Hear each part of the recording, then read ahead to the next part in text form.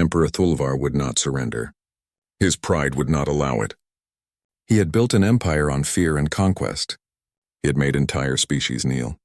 He would not accept defeat from a species he had called primitive. All remaining ships focus all power to weapons, he commanded.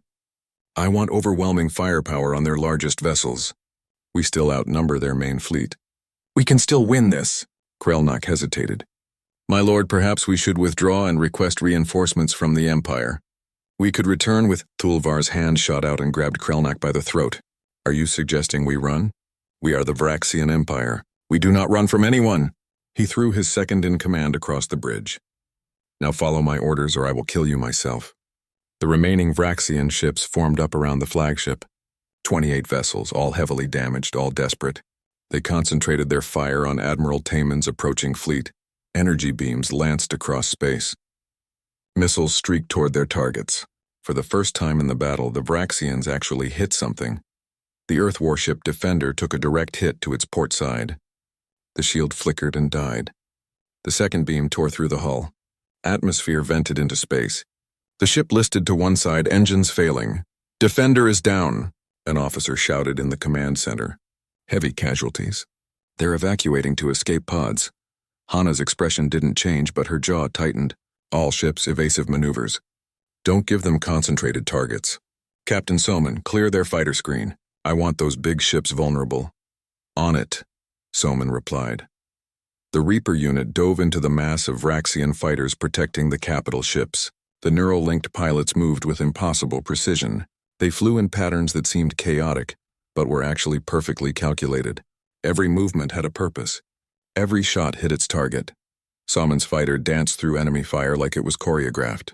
Her neural link showed her where shots would be before they fired. She could feel the electromagnetic signatures building in enemy weapons. She dodged before they even pulled the trigger. Her weapons locked onto 3 fighters in a row. She fired once. The plasma bolt went through the first fighter's cockpit, kept going, and hit the second fighter's engine. The explosion from the second fighter damaged the third fighter enough that it spiraled out of control.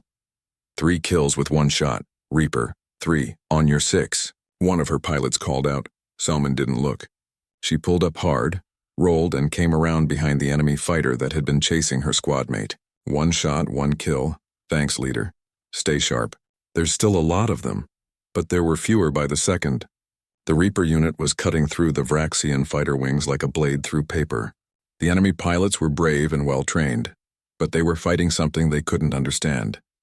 Humans who could react before sensors even detected threats. Machines that moved like living things. With the fighter screen collapsing, Admiral Taemon pressed his advantage. All ships target the cruisers on the flagship's left flank. Coordinated strike. Fire on my mark. 40 warships aimed at the same 3 Vraxian cruisers. They fired together. The combined firepower was devastating. Shields collapsed instantly. The cruisers didn't even have time to turn away. They simply exploded, torn apart by the massive assault.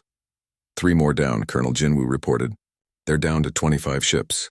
Hana watched the tactical display.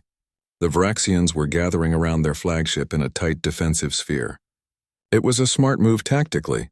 They could concentrate their fire and protect each other. But it also made them predictable. She opened a private channel to Dr. Minho.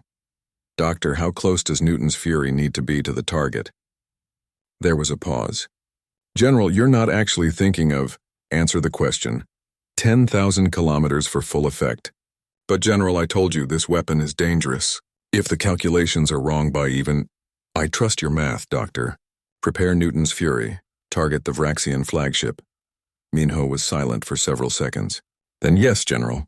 Preparing the weapon. Newton's Fury was mounted on a small automated ship. It looked harmless.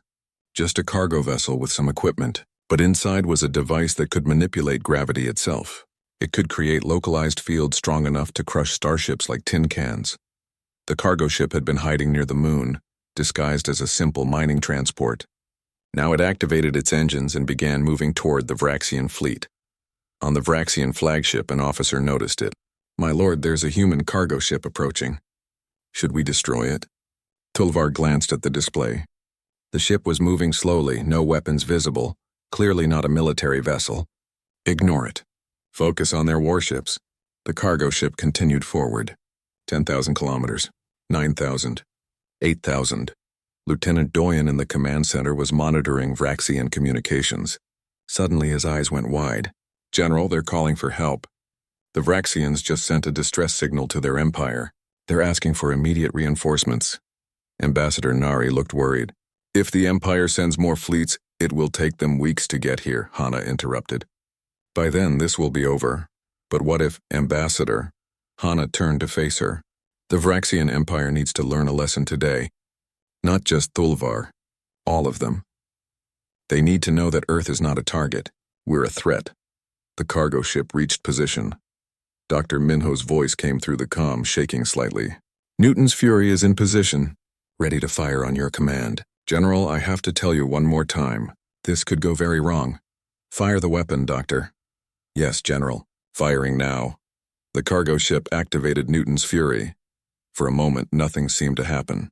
Then space itself began to bend. The Vraxian ships closest to the flagship suddenly lurched sideways. Their sensors screamed warnings as gravity suddenly multiplied around them. The gravity well grew stronger, pulling ships toward its center with irresistible force. "What's happening?" Thulvar shouted as his ship shuddered. "Gravity anomaly," an officer screamed. "It's pulling us in. The field strength is impossible. Nothing can generate this much." 3 Vraxian cruisers were pulled into the center of the gravity well. The force was so strong it began to crush them. Hulls buckled. Metal screamed. The ships were compressed smaller and smaller until they simply imploded, crushed into balls of twisted metal. The gravity well lasted for 30 seconds, then collapsed. When it ended, 3 Vraxian ships were gone and 5 more were heavily damaged. Their hulls bent and cracked from the gravitational stress. In his command center, Dr. Minho let out a breath he didn't know he was holding. It worked. It actually worked. And we didn't create a black hole. Yunji looked at him. "You weren't sure?" "I was 98% sure. That last 2% was the nightmare scenario." On the flagship, Thulvar finally understood. He was going to lose. Not just the battle. Everything. His empire would know he was defeated by a species that shouldn't have been able to fight back. "My lord," Krelnak said quietly, pulling himself up from where Thulvar had thrown him earlier. "We have 17 ships left. The humans have 79. We can't win. We need to withdraw." "Withdraw to what?" Thulvar snarled. "The Empire will strip me of my throne. They'll say I'm weak. They'll say I failed. But you'll be alive." Thulvar looked at his displays, at the burning wrecks of his once proud fleet, at the human ships closing in, at the planet he had thought would be an easy conquest. Then he made his final mistake. Instead of surrendering, instead of withdrawing, he gave one last order. "All ships, ram the human fleet. If we're going to die, we'll take them with us." The Vraxian ships turned and accelerated directly toward Admiral Taman's fleet at full speed. They weren't trying to fight anymore. They were trying to crash into the human ships and destroy them through collision. Admiral Taman saw what they were doing immediately. "All ships, full stop. Reverse engines. Get distance!" But the Vraxians were already too close.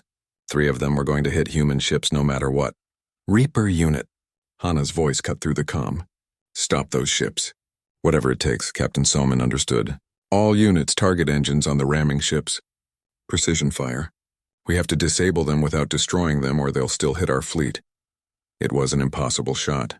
The Vraxian ships were moving at full speed. The target zone was small, missed by even a meter, and the shot would either do nothing or destroy the ship and turn it into dangerous debris. But the Reaper unit didn't miss. 50 neural-linked pilots fired as one. 50 plasma bolts struck with perfect precision. They hit engine ports, power conduits, exactly the right places to disable without destroying. 2 of the ramming ships lost power and drifted harmlessly past the human fleet. The 3rd ship's engines died, but its momentum was still carrying it toward the indomitable Admiral Taman's flagship. There was no time to evade. Admiral Taman stood on his bridge, calm as always. "Brace for impact. All hands secure stations." The Vraxian ship hit the Indomitable's shields at incredible speed. The shield held for 3 seconds, then failed. The Vraxian ship crashed into the Earth vessel's forward hull. The impact was catastrophic. Metal screamed. Both ships shook. The Indomitable was pushed backward by the force. Entire sections were crushed. The forward weapons array was destroyed, but the ship held together. Barely. 20 hours had passed since the ultimatum. Deep in the quantum research facility beneath the Gobi Desert, Dr. Minho Shin stood before a machine that hummed with barely contained power. He was 53 years old and had spent the last decade building weapons that shouldn't exist. "How are the satellites?" General Hana's voice came through his earpiece. Minho checked his screens. 98% charged. All 200 units are in position. The Vraxians still think they're old communication satellites. And Newton's Fury? Minho touched the metal shell of his greatest creation. "Ready, but General, I have to tell you again. This weapon is untested at full power. The gravity calculations could be off by even a small amount, and we could create a black hole that swallows Earth." Hana finished. "You've told me 6 times, Doctor." "Do you trust your math?" Minho was quiet for a moment. "Yes, then I trust you. Keep it ready." The channel closed. Minho looked at his assistant, a young woman named Yunji. "She's absolutely insane." "You know, she's kept us alive so far," Yunji replied. Meanwhile, on the Vraxian flagship, Emperor Thulvar watched his tactical displays with growing satisfaction. His sensors showed Earth's defenses clearly. 3 orbital stations, 40 combat ships, some satellites, a few ground-based weapons. "Pathetic," he muttered. His second-in-command, a veteran warrior named Krelnak, stood beside the throne. "My lord, should we begin the assault now?" "Why wait the full time?" Thulvar waved a hand dismissively. "Because I enjoy watching them squirm. Besides, that female general amused me. I want to see her face when she realizes how completely she has failed." The reconnaissance drones detected large energy signatures from the planet's surface, Krelnak reported. "Should we investigate?" "Industrial power plants," Thulvar said. "They're probably trying to build more weapons in their last hours. It doesn't matter. Nothing they create in 2 days could threaten us. But the energy signatures weren't coming from power plants. Across Earth, hidden facilities hummed with activity. Weapons that had taken 15 years to build were coming online. Technologies that humanity had kept secret were being armed and aimed. In orbit around Mars, Captain Yuna Lee stood on the bridge of the stealth frigate Ghost Protocol. She was 38. Short, with quick hands and quicker reflexes. Her ship and 20 others like it were completely invisible to Vraxian sensors. They used technology based on quantum uncertainty, making them exist in a state that sensors couldn't detect. "Distance to target?" Yuna asked her navigation officer. 6 million kilometers in closing. We'll be in position in 4 hours. Yuna studied the Vraxian fleet formation. They were grouped together, confident in their superior numbers. It was a formation designed to intimidate, not to defend. "They're not even trying," she muttered. "They really think we're helpless." Her tactical officer, Lieutenant Minjae, nodded. "Their shields are active but on minimal power. They're saving energy." "Good. That means they won't see us coming until it's too late." Back on Earth, Admiral Taman Bay walked through the hidden military port beneath the Antarctic ice sheet. Rows of warships sat in underground docks filled with water from the ocean above. These ships had been built in secret piece by piece, hidden from satellites and spies. The Admiral was 60 years old and had fought in 3 wars before first contact with aliens. He had gray hair and calm eyes that missed nothing. "Status?" he asked his fleet coordinator. "All ships are ready for deployment. Crews are aboard. Weapons are armed. We can launch in 30 minutes. Taman looked at the ships. Humanity's real fleet. Not the 40 ships the Vraxians had seen. Not the old vessels floating in obvious orbits. These were new, fast, deadly, built with technology reverse-engineered from the Galaxian encounter and improved with human innovation. "Keep them ready," Taman ordered. "When General Kang gives the word, we go up fast and we go up fighting." In another facility, Captain Somin Huang sat in the cockpit of her fighter. It looked like a normal ship from the outside, but inside was something revolutionary. Her helmet connected directly to her brain through neural links. When she flew, the ship became an extension of her body. She didn't use controls. She thought, and the ship obeyed. 49 other pilots sat in identical fighters around her. The Reaper unit. The finest pilots humanity had ever trained, enhanced with technology that let them react faster than any alien could match. "Reaper leader, this is command," a voice said in her helmet. "Status check. All units ready," Somin replied. Neural links at 100%. Just give us something to shoot. Patience, Captain, soon. Salmon smiled inside her helmet. She had been training for this moment for 5 years. Every simulation, every drill, all leading to this. Back in the command center, General Hana watched all the pieces move into place. Screens showed every asset, every weapon, every soldier. Green lights appeared one by one as systems came online. Colonel Jinwoo approached with a tablet. General, the Vraxians just sent another message. They're reducing the deadline to 24 hours. Thulvar says he's bored of waiting. Hana smiled. It wasn't a nice smile. Perfect. Less time for them to notice what we're doing. They sent reconnaissance drones to the moon. Jinwoo continued. They're trying to see if we have any hidden bases. Let them look, Hana said.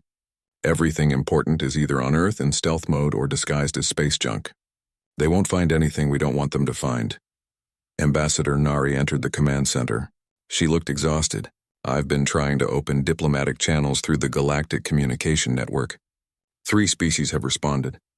They all say the same thing, surrender. Thulvar has never lost a conquest. They think we're insane for resisting. What else did they say? Hana asked. Nari hesitated. 2 of the species were conquered by Thulvar. They said he's cruel but keeps his word. If we surrender now, he'll let most of humanity live as workers for the Empire. Most of humanity, Hana repeated. What about the rest? The military will be executed. Scientists will be enslaved. Anyone who might cause trouble will be eliminated, Hana turned to look at Nari. So our choice is to die fighting or to live as slaves and watch our best people murdered. I'm just telling you what they said, I know, Hana. Looked back at the screens. Tell me, Ambassador, in all your diplomatic training, did they teach you about Earth's history? Of course. Then you know that humans have faced extinction before. Plagues, wars, natural disasters. And every single time we survived. Not because we were the strongest or the smartest, but because when pushed to the edge, we fight like nothing else in the universe. Nari was quiet for a moment. You really think we can win? I know we can win. Because Thulvar made one critical mistake. What mistake? Hana pointed at the countdown timer. Now showing 23 hours and 14 minutes. He gave us time to prepare. He could have destroyed us the moment he arrived. Instead, he wanted to gloat. He wanted to watch us panic. He wanted to feel superior. She pulled up a classified file showing everything they had built in 15 years. Every extra second he waits is another second for our weapons to charge, our ships to move into position, and our people to get ready. He thinks the time limit scares us, but really it's killing him. Jinwoo came over with another update.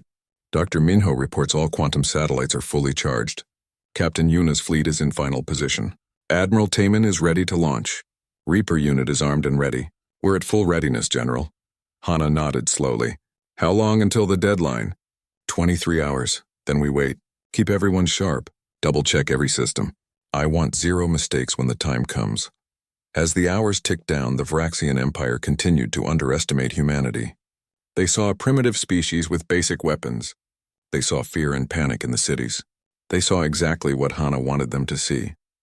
They didn't see the quantum satellites that could fire EMP bursts phased to ignore human technology. They didn't see the stealth fleet moving into their formation's blind spots. They didn't see the neural-linked fighters or the gravity weapon or the hundreds of other surprises waiting for them. Emperor Thulvar sat on his throne and smiled.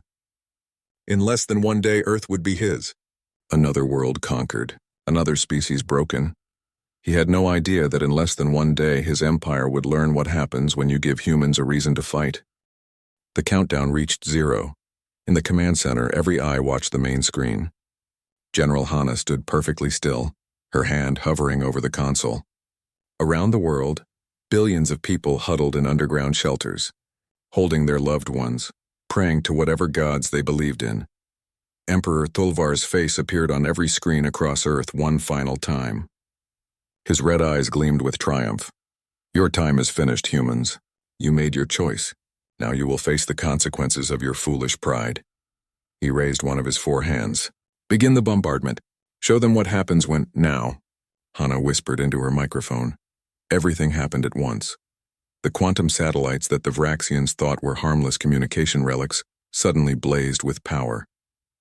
200 points of light appeared in orbit around Earth, forming a perfect sphere. Energy crackled between them, building, growing, until the entire network glowed like a second sun. Then they fired. The EMP pulse was unlike anything ever created. Dr. Minho had designed it specifically to target Vraxian technology. The electromagnetic wave spread out at the speed of light, phased precisely to slip through human shields while devastating alien systems. 100 Vraxian warships went dark instantly. Their lights died. Their engines stopped. Their weapons powered down. They hung in space like dead metal corpses, completely helpless. That was the first second. In the chaos, Captain Yuna gave her order. "Ghost Fleet, you are weapons free. Fire everything." 20 stealth frigates materialized inside the Vraxian formation. They had been there for hours, invisible, waiting. Now they revealed themselves at point-blank range.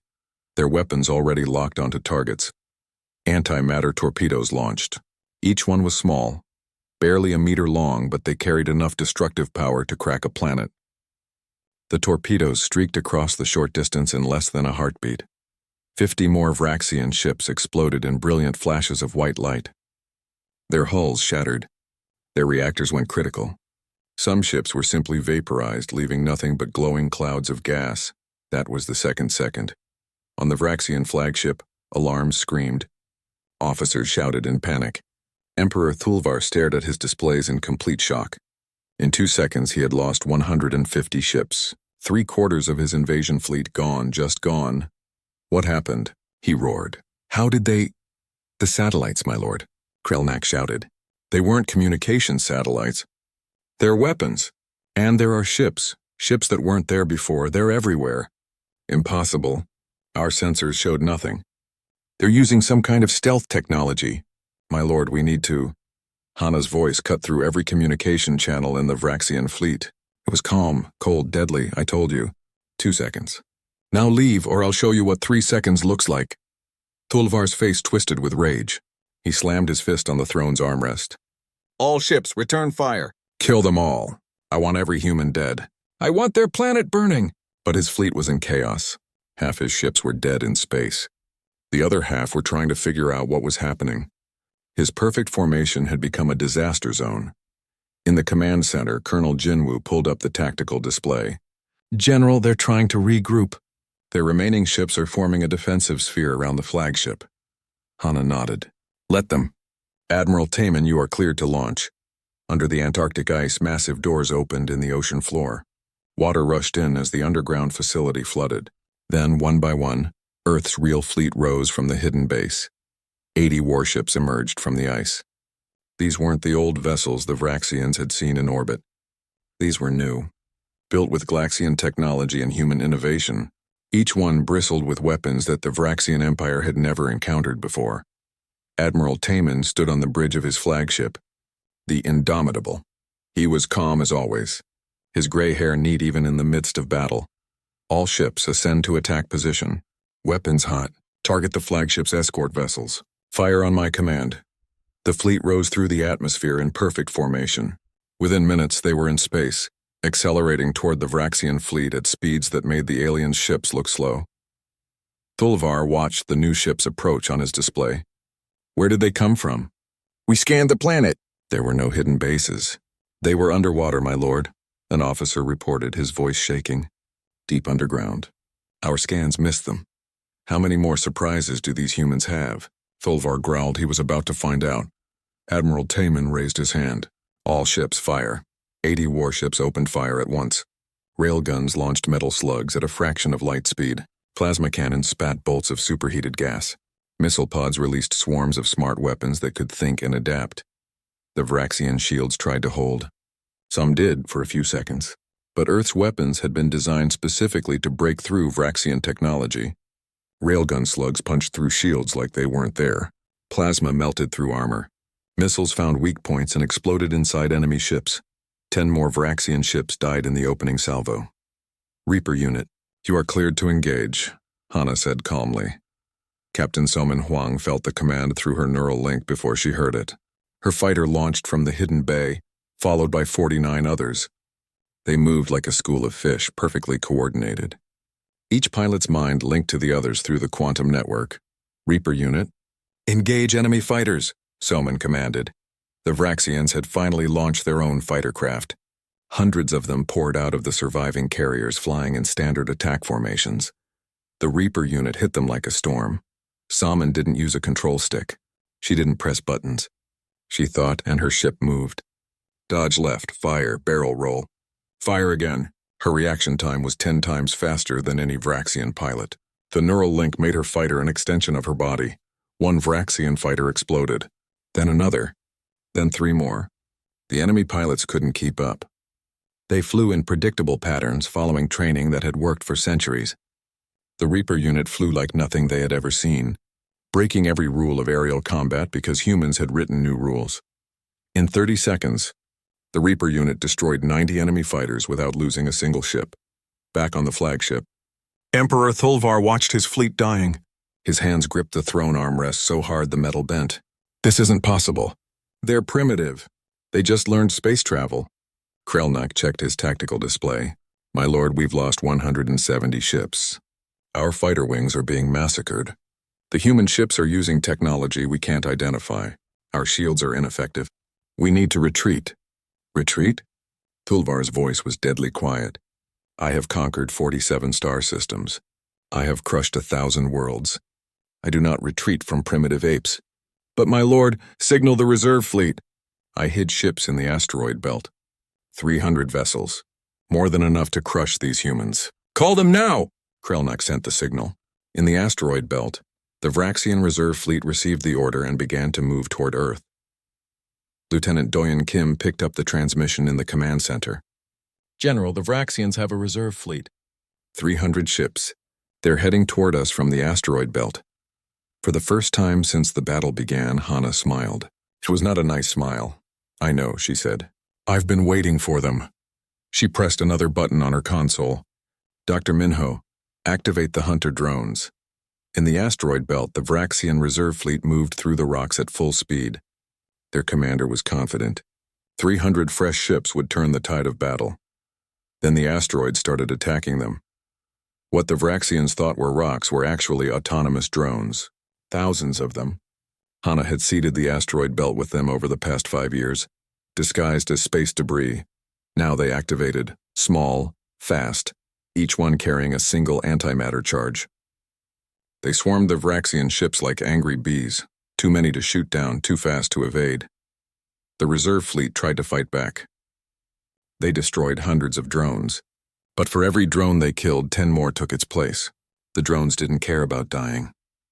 They weren't alive. They were machines with one purpose: destroy anything that wasn't human. Explosions bloomed throughout the asteroid belt as drone after drone crashed into Vraxian shields.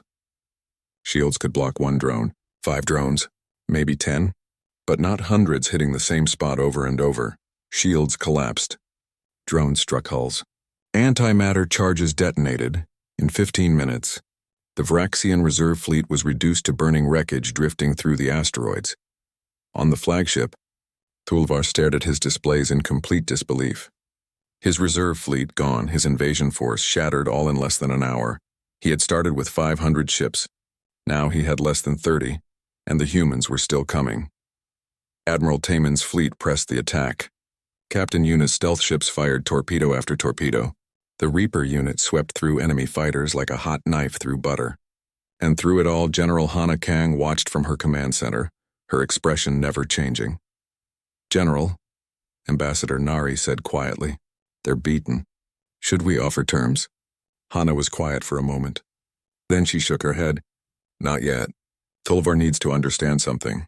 Needs to really understand it. Understand what? That humanity is not prey anymore. The massive ship appeared in the sky without warning. It was so large that it blocked out the sun over 3 continents. People stopped on the streets looking up in terror as the dark shadow spread across the world. Within minutes, every screen on Earth flickered and showed the same image. A creature sat on a throne made of black metal. It had 4 arms, gray skin, and eyes that glowed red. It wore armor covered in symbols from worlds it had conquered. This was Emperor Thulvar, ruler of the Vraxian Empire. Humans of Earth, the Emperor's voice boomed across every speaker on the planet. I am Thulvar, master of 47 star systems, commander of 10,000 ships. Your primitive world has been selected for integration into my empire. In the command center deep below the Pacific Ocean, General Hana Kang watched the broadcast with cold eyes. She was 42 years old with short black hair and a scar across her left cheek from the Mars colony incident. Her uniform bore no medals, though she had earned hundreds. She believed medals made good targets. You have 48 hours to surrender, Thulvar continued. Dismantle your weapons, open your cities, accept Vraxian rule. Do this and your species will be allowed to serve the Empire. Refuse, and we will turn your planet into dust. The broadcast ended. Silence filled the command center for 3 seconds. Then chaos erupted. Officers shouted into phones. Screens showed riots breaking out in major cities. World leaders demanded emergency meetings. The UN Security Council called for immediate talks. Colonel Jinwoo Park rushed to Hana's side. He was younger, only 35, but his tactical mind was sharp as a blade. General, the Earth Council is convening. They want your assessment. Hana stood slowly. She walked to the main display showing the Vraxian fleet. 200 massive warships surrounded Earth like wolves circling prey. Each ship was 10 times larger than humanity's biggest carrier. Open a channel, Hana said quietly. All frequencies. Make sure the Emperor hears this. The communications officer, Lieutenant Doyun Kim, looked confused but obeyed. Channel open, General. Broadcasting on all frequencies. Hana leaned forward, her hands flat on the console. Her voice was calm, almost bored. Tell your Emperor he won't last 2 seconds. The command center went silent. Every person stopped and stared at her. General, what are you... Jinwoo started. Did she just threaten them? Someone whispered. Ambassador Nari Choi, who had been watching from the diplomatic station, went pale. General Kang, the Earth Council will be furious. We need to negotiate, not provoke them. Hana ignored them all. She kept her eyes on the screen showing the Vraxian flagship. For a long moment, nothing happened. Then the screen flickered again. Emperor Thulvar's face appeared, but this time he was leaning forward. Interested. Did I hear correctly? The Emperor asked. Did a human just threaten me? Not a threat, Hana replied. A promise. You won't last 2 seconds. Thulvar studied her through the screen. Then he threw back his head and laughed. The sound was horrible, like metal scraping on stone. I like you, human. You have courage. Foolish courage, but courage nonetheless. What is your name? General Hana Kang, Supreme Commander of Earth's United Defense Forces. Well, General Hana Kang, I will enjoy watching you kneel. Perhaps I will keep you alive as entertainment. He leaned closer to his camera. 48 hours. Count them carefully. The screen went black. Immediately, Hana's personal communicator exploded with incoming calls. The President of the Americas, the Premier of the Asian Coalition, the Chancellor of Europe, all demanding to know what she was doing. She turned to Jinwoo. Initiate Protocol Black Dawn. Authorization Kang 77 Alpha. Jinwoo's eyes widened. All of it? Everything. Get Dr. Minho and Admiral Taemin on secure line. Tell Captain Yuna to move her fleet to position Gamma. Tell Captain Soman to prep the Reaper unit. Yes, General. Jinwoo ran to execute the orders. Ambassador Nari approached carefully. General, I must officially protest. The Council wanted to attempt diplomatic contact first. You may have just started a war we cannot win. Hana finally looked at her. Ambassador, the war started the moment they entered our system. Diplomacy with Thulvar would only waste time we don't have. She gestured to the screen showing the Vraxian fleet. Look at their formation. They're not here to talk. They're here to conquer. But we can't defeat them. Our fleet is a fraction of their size. Our visible fleet, Hana corrected. She turned back to the displays. Jinwoo, how long until Black Dawn is fully operational? 18 hours, General. Make it 12. Within the hour, Hana stood before the Earth Council in a virtual meeting. 23 world leaders appeared on screens around her, all talking at once, all angry. You had no authority, the American president shouted. You've doomed us all. the European Chancellor added. Hana waited for them to finish. When silence finally came, she spoke. 15 years ago, after first contact with the Galaxians, I proposed a plan. I said that meeting one alien race meant others existed. I said some would be hostile. I asked for 40% of the global budget to prepare for this exact situation, and we gave it to you, the Asian premier said. We've spent trillions on your secret projects, now you threaten an emperor with an empire of 47 worlds? Yes, Hana said simply, because I meant every word. He won't last 2 seconds. Explain, demanded the African Union chairperson.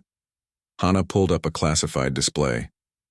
For 15 years you gave me resources and asked no questions. You let me build, research, and plan. You trusted me to protect Earth. She looked at each leader. Today I need you to trust me again. Keep the population calm, keep them in the bunkers, and in 24 hours watch what humanity can do when we're prepared. The South American president leaned forward. You really have something that can defeat them? Something they never anticipated, Hana replied. They think we're primitive. They think we just learned to travel between stars. They have no idea what we've actually been doing. She closed the classified files. Thulvar gave us 48 hours. I'm going to use every second. But when the deadline comes, I promise you this. The Vraxian Empire will learn that humans are not prey. The meeting ended. Hana returned to the command center where Jinwoo waited with a datapad. All assets are moving into position, he reported. Dr. Minho says the quantum satellites are charging ahead of schedule. Captain Yuna's ghost fleet is invisible to their sensors. Admiral Taman has the main battle fleet on standby. We're ready, General. Hana nodded slowly. She looked at the countdown timer on the main screen. 46 hours and 22 minutes remaining. Good, she said. Now we wait, and we let them think they've already won. Outside, across the world, humanity prepared. Cities emptied as people moved to underground shelters. Factories that had secretly built weapons for 15 years went into full production. Satellites that looked like space debris powered up. Ships that had been disguised as mining vessels revealed their true purpose. And in the cold darkness of space, Emperor Thulvar sat on his throne, completely unaware that his 47th conquest was about to become his first defeat. Admiral Taman pulled himself up from where the impact had thrown him. His head was bleeding, but his voice was steady. Damage Report General Hana Kang stood in the command center and made a decision that would change everything. The Vraxian fleet was broken, but Thulvar himself was still on his flagship, still giving orders, still refusing to surrender. If she destroyed the flagship, he would become a martyr. The Vraxian Empire would send another fleet seeking revenge. This war would never end. She needed him alive. She needed him broken. She needed the galaxy to see that Earth could not only defend itself, but could defeat an emperor who had conquered 47 worlds. Colonel Jinwoo, she said quietly. Initiate Operation Checkmate. Jinwoo looked up from his console. Both targets? Both targets, simultaneously. I want Thulvar captured and his last base destroyed at the same time. Show them there's nowhere to hide. Jinwoo nodded and began sending encrypted orders. Operation Checkmate had 2 parts. The first was a boarding operation on Thulvar's flagship. The second was a ground assault on the Vraxian base on Titan, Saturn's largest moon. Hana had known about the base for 3 days. Vraxian scouts had thought they were being clever, hiding supplies and equipment there. They didn't know that Earth had been watching every move they made since they entered the solar system. Captain Yuna Lee received her orders on the bridge of the Ghost Protocol. Her stealth ship was already close to the Vraxian flagship, invisible to their sensors. Now she needed to get even closer. Take us in, she ordered. Bring us alongside their docking bay. Prep the boarding team. Her navigation officer looked nervous. Captain, if they detect us at that range, they won't. Trust the stealth system. It's never failed us before. The Ghost Protocol glided through space like a shadow. It moved between the burning wrecks of destroyed Vraxian ships, using the debris as cover even though the stealth field made cover unnecessary. Yuna was careful by nature. Paranoid, some said. That paranoia had kept her alive through 3 wars. Inside the ship, 20 soldiers prepared for the boarding action. They wore powered armor that enhanced their strength and speed. Each soldier carried weapons designed to work in zero gravity. Their leader was Master Sergeant Kyung Park, a man who had more combat experience than most officers twice his age. "Listen up," Kyung told his team. "We're going in fast and quiet. The goal is to reach the bridge and capture the Emperor alive. Anyone who gets in our way gets dropped. Anyone who surrenders gets tied up and left behind." Questions? There were no questions. These soldiers were the best Earth had. They had trained for every scenario. Boarding an alien flagship was just another day at work. On Titan, Colonel Jinwoo himself led the ground assault team. He had insisted on going personally. Hana had argued against it, saying he was too valuable to risk. But Jinwoo had a personal reason. His sister had died in the Mars colony incident, the same incident that had given Hana her scar. He wanted to hurt the Vraxians personally. "Colonel, we're 3 minutes from landing," the pilot reported. Jinwoo checked his weapon one more time. Behind him sat 40 Marines, all armed and ready. The Vraxian base on Titan wasn't large, maybe 200 aliens at most, but they would be expecting an attack after the fleet battle in orbit. "Remember the plan," Jinwoo said over the squad comm. "We hit fast. Disable their communication array first so they can't call for help. Then we clear the base room by room. Take prisoners if possible, and watch for booby traps. Aliens who know they're losing tend to leave surprises behind." The transport ship dropped through Titan's atmosphere, its stealth systems making it invisible to the base's sensors. It landed half a kilometer from the base's main entrance. The Marines poured out into the freezing, methane-rich environment, their armor protecting them from the hostile moon. Back in orbit, Captain Yuna's boarding team was ready. The Ghost Protocol had matched position with the Vraxian flagship's docking bay. Through the windows, they could see alien soldiers moving around inside, unaware that death was meters away. "Breach in 3, Yuna counted down. 2, 1, go!" The Ghost Protocol extended a docking tube. It locked onto the flagship's hull with explosive bolts. At the same moment, Master Sergeant Kyung's team blew the airlock with shaped charges. Atmosphere rushed out of the Vraxian ship into space. Alarms blared. Aliens were sucked toward the breach until emergency doors slammed shut. The human boarding team rushed in. Their magnetic boots kept them attached to the floor despite the zero gravity. They moved through the corridors in perfect formation, weapons up, sensors active. They encountered the first group of Vraxian soldiers within seconds. The aliens tried to form a defensive line, but they were too slow. Human combat reflexes, enhanced by the powered armor, were simply faster. The engagement lasted 4 seconds. 8 Vraxian soldiers fell. None of them had managed to fire a shot. On Titan, Colonel Jinwoo's assault had begun. The Marines hit the base's outer defenses with everything they had. Rockets destroyed defensive turrets. Plasma cutters burned through the armored doors. The Vraxians inside tried to mount a defense, but they were unprepared for the ferocity of the human attack. Jinwoo led from the front. He kicked down a door and fired in one smooth motion, dropping 2 aliens before they could react. His Marines followed him in, clearing rooms with practiced efficiency. "Communications array destroyed," one of his squad leaders reported. "They're cut off. Good. Keep pushing." On the Vraxian flagship, Master Sergeant Kyung's team was making progress toward the bridge, but it wasn't easy. The ship's internal layout was confusing, designed for creatures with 4 arms and different spatial thinking. They got turned around twice before finding the right corridor. Then they ran into Thulvar's personal guard, 20 elite Vraxian warriors, each one bigger and stronger than 3 humans. These were the Emperor's finest veterans of 100 battles, wearing the best armor the Empire could create. The corridor became a war zone. Energy beams lanced back and forth. Grenades exploded. 2 human soldiers went down, their armor breached. But humans had one advantage the Vraxians didn't: centuries of combat experience from Earth's violent history. They knew every trick, every tactic, every dirty move that could turn a fight. Kyung threw a flash grenade.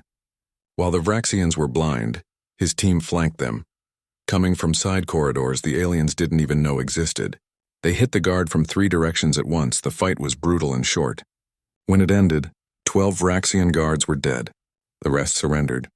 Kyung's team had lost 3 soldiers, but they had reached the bridge entrance. Inside the bridge, Emperor Thulvar knew the end was coming. He could hear the fighting outside. His sensors showed him the disaster on Titan. His fleet was gone. His base was falling. Everything he had built was crumbling. Krelnak approached him carefully. My lord, we must evacuate. There's still an escape pod. No. Thulvar stood from his throne.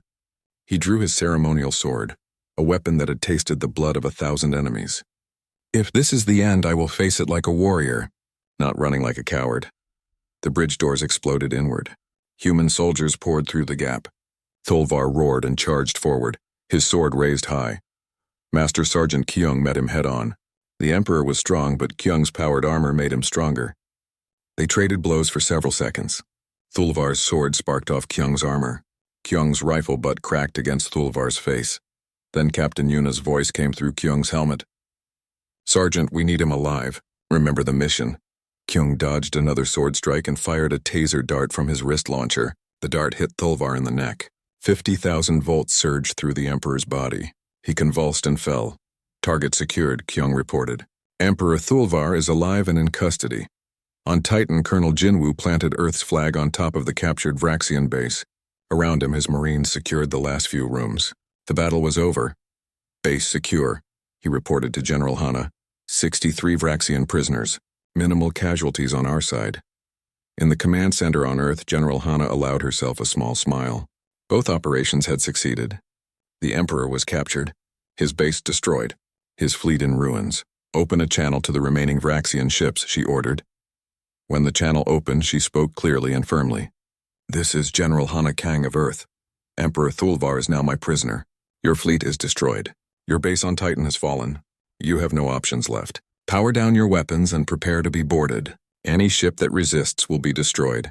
You have 5 minutes to comply. There was a long silence. Then, one by one, the remaining Vraxian ships powered down their weapons. Their shields dropped. They were surrendering. The battle was over. Earth had won. Captain Yuna brought Emperor Thulvar to Earth in restraints. The once mighty conqueror was now a prisoner, his armor stripped away, his pride shattered.